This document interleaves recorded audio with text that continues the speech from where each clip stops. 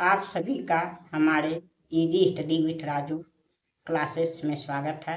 आज मैं आप सबके लिए मैथ का क्लास लेकर आया हूं, जो क्लास नंबर 3 है। मैथ का ये तीसरा क्लास है। आज हम आप लोग को संख्या पद्धति यानी नंबर सिस्टम के बारे में बताएंगे।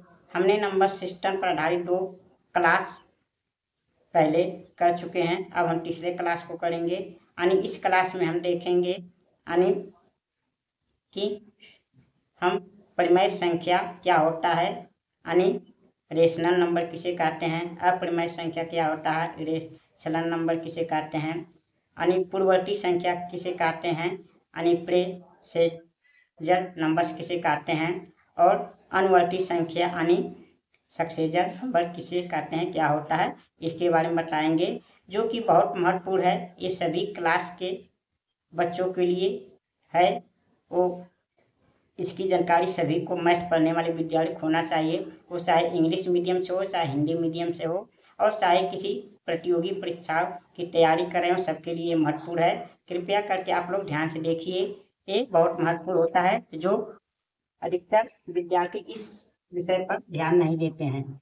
देखिए क्या है परिमेय संख्या यानी रेशनल नंबर्स। यानी परिमेय संख्या रेशनल नंबर क्या होता है, जिन संख्याओं को P बटे Q के रूप में लिखा जा सके और Q का मान 0 नहीं हो तो उसे क्या कहते हैं, परिमेय संख्या कहते हैं। इसकी परिभाषा आप याद रखेंगे थोड़ा। जिन संख्या को P बटे Q के रूप में लिखा ना जा सके, यानी लिखना संभव ना हो, और Q का मान कभी 0 ना हो तो उसे परिमेय संख्या कहते हैं। क्योंकि 0 अगर Q का मान 0 हो जाएगा तो 0 आएगा, 0 भी एक परिमेय संख्या हो जाता है, अरे परिमेय संख्या हो जाता है, इसलिए वो 0 नहीं होना चाहिए, तो वो क्या होगा, परिमेय संख्या होगा। जैसे 7/9 क्या है, हमारा एक परिमेय संख्या है।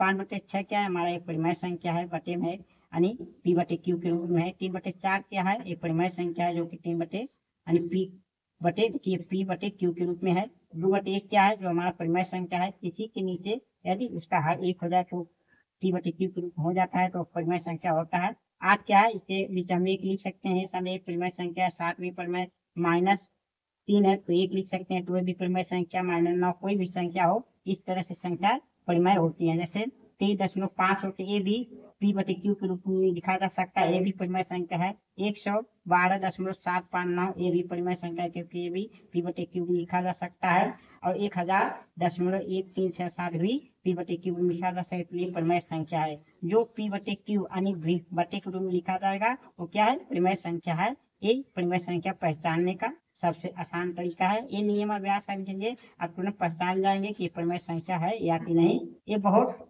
ठीक परीक्षाओं में पूछा जाता है, कक्षा 6, 7, 8 और 9, 10वीं में तो अक्सर ये विषय का है, और प्रतियोगी परीक्षा में भी पूछा जाता है। अब देखते हैं अपरिमेय संख्या। अपरिमेय संख्या यानी इरेशनल नंबर किसे कहते हैं, अपरिमेय संख्या उसी का उल्टा होता है। जिन संख्याओं को P बटे Q के रूप में नहीं लिखा जा सके और Q का मान 0 ना हो तो उसे अपरिमेय संख्या कहते हैं। फिर Q बटे Q रख देंगे तो 0 हो जाएगा, जो कि परिमेय बन जाएगा, इसलिए बटे में Q नहीं होना चाहिए, और इसलिए उसे क्या कहते हैं, अपरिमेय संख्या चाहिए। अक्सर एक कर्ली, जिस कर्ली में मान दिया रहता है, वो अपरिमेय संख्या होते हैं, जिसके वर्गमूल या घनमूल नहीं निकाले जा सकते हैं, वर्गमूल नहीं लिए जा सकते हैं, उसे क्या कहते हैं, अपरिमेय संख्या कहते हैं। देखिए जैसे करीब 3 हो गया, करीब 3 का कोई वर्गमूल नहीं निकल सकता, करीब 5 का कोई ठीक मान नहीं निकल सकता।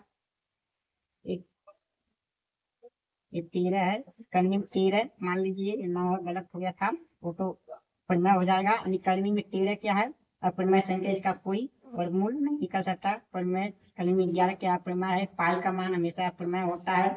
और ऐसे 13 देके डैश देके कोई डैश दे दे तो अनंत छोटा भी अपरिमेय संख्या होता है, क्योंकि उसे P बटे Q में लिखना असंभव होता है। ये हमारे अपरिमेय संख्या के नियम है। आप इस नियम को याद कर लेंगे तो आप कहीं भी अपरिमेय संख्या और परिमेय संख्या को आसानी से पहचान जाएंगे, जो कि बहुत महत्वपूर्ण ये विषय है। मैथ में बहुत पूछा जाता है, बहुत से विद्यार्थी क्या कहते हैं, इसमें कंफ्यूजन हो जाते हैं और गलत लगा देते हैं। अब चलिए हम देखते हैं अपने अगले, यानी पूर्ववर्ती संख्या क्या है। पूर्ववर्ती संख्या किसे कहते हैं, यानी प्रेडेसेंट नंबर क्या होता है। किसी संख्या से एक कम कर दिया जाए तो उसे पूर्ववर्ती संख्या कहते हैं।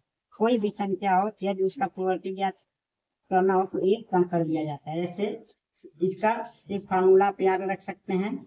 जैसे संख्या -1, अगर संख्या किसी संख्या में से -1 कर देंगे तो उसका पूर्ववर्ती निकल जाएगा। जैसे 10 - 1 बराबर क्या हो जाएगा 9, यानी 10 का पूर्ववर्ती तो हो जाएगा 9। 15 - 1 यानी 15 का पूर्ववर्ती क्या हो जाएगा 14, यानी 100 - 1 यानी 100 में से घटाएंगे क्या बचेगा 99, यानी 100 का पूर्ववर्ती क्या हो जाएगा 99। 1999 का पूर्ववर्ती क्या हो जाएगा 1998, एक घटा देंगे तो 1998 हो जाएगा। यानी 20,000 का पूर्ववर्ती क्या हो जाएगा, एक घटा देंगे तो 19,999 हो जाएगा। और 5,075 का पूर्ववर्ती एक घटाने में क्या होगा 5,074 हो जाएगा। यानी ये हमारे पूर्ववर्ती ज्ञात करने के नियम है। किसी संख्या में एक कम कर देते हैं यानी एक घटा देते हैं तो उस संख्या का क्या पूर्ववर्ती मान निकल जाता है। अब अनुवर्ती या उत्तरवर्ती संख्या क्या होती है देखिए, यानी सक्सेशन नंबर। किसी संख्या में एक अधिक कर दिया जाए तो उसे अनुवर्ती संख्या कहते हैं। जैसे संख्या +1 अनुवर्ती, यानी किसी संख्या में एक जोड़ दे तो उसका क्या होता है अनुवर्ती या उत्तरवर्ती निकल जाता है। जैसे 99 + 1, 99 एक जोड़ेंगे तो क्या हो जाएगा 100, यानी 99 का अनुवर्ती क्या होगा 100 होगा। 129 + 1 यानी क्या हो जाएगा 130, यानी 129 का अनुवर्ती या उत्तरवर्ती क्या हो जाएगा 130। 549 का एक जोड़ेंगे तो 550 हो जाएगा, यानी 550, यानी 549 का अनुवर्ती क्या होगा 550। यानी 999 का क्या होगा 1000 हो जाएगा, एक जोड़ने पर वो 1000 हो जाता है। 10,078 यानी 1078 में एक जोड़ेंगे तो 1000 क्या हो जाएगा 79 हो जाएगा इसका पूर्ववर्ती। समझ लीजिए अनुवर्ती इसका 1079 हो जाएगा। और 16,799 का यदि अनुवर्ती निकालेंगे तो 16,800 हो जाएगा, एक जोड़ने पर ये 800 होगा। इस प्रकार हम पूर्ववर्ती अनुवर्ती याद करते हैं। इस नियम को याद रखिए। पूर्ववर्ती मतलब एक घटा देते हैं, संख्या -1 पूर्ववर्ती, और अनुवर्ती मतलब संख्या +1 यानी अनुवर्ती, संख्या में एक जोड़ने पर अनुवर्ती निकल जाता है। इस प्रकार आज हमने मैथ के क्लास में देखा कि परिमेय संख्या क्या होता है, अपरिमेय संख्या क्या होता है, पूर्ववर्ती यानी प्रेसेजल नंबर या अनुवर्ती यानी सक्सेजल नंबर क्या होता है देखे। मुझे विश्वास है आप लोग को ये क्लास अच्छा लगा होगा। यदि अच्छा लगा हो तो हमारे क्लास वीडियो पर अधिक से अधिक लाइक शेयर और कमेंट करिए, और हमारे easy study with Raju classes YouTube channel को सब्सक्राइब करके हमारे यूट्यूब चैनल से अधिक जुड़िए। और अगले वीडियो के लिए आप लोगों को बहुत बहुत धन्यवाद।